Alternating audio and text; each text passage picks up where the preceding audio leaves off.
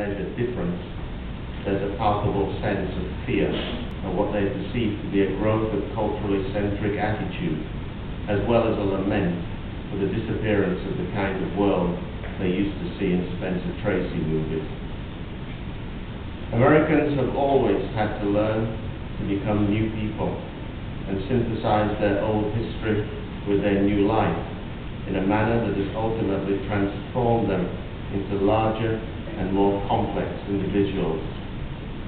The nation is made up of people whose stories have involved challenging the fragile nature of identity, changing their names, their religion, manners, language, in order to begin anew.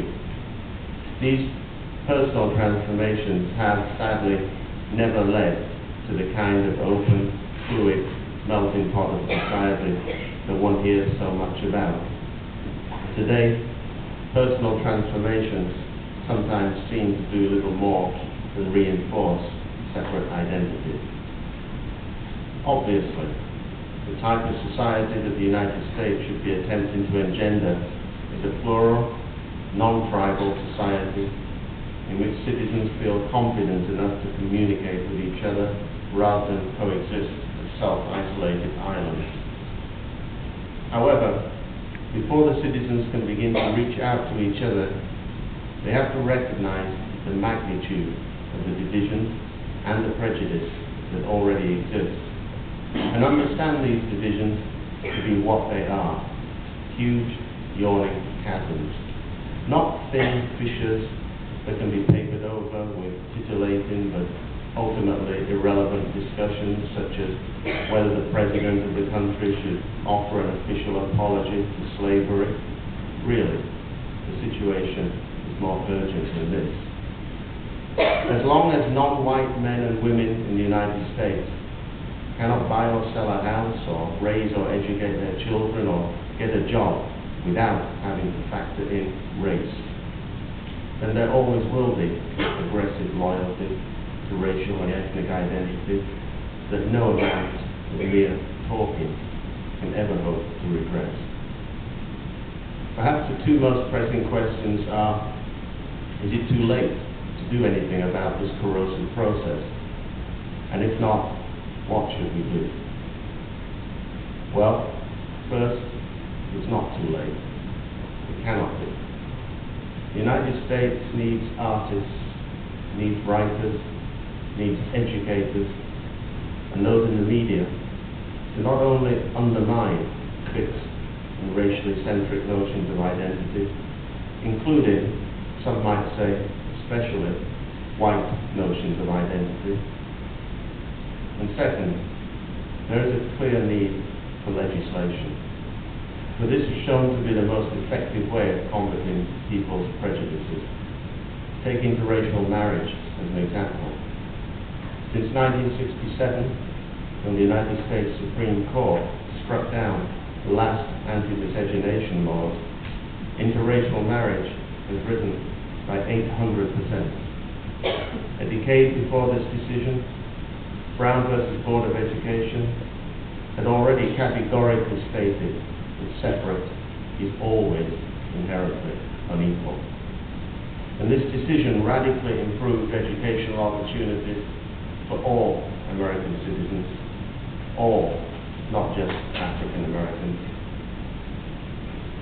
The United States was founded on legal principles, one of which states that all men are created equal.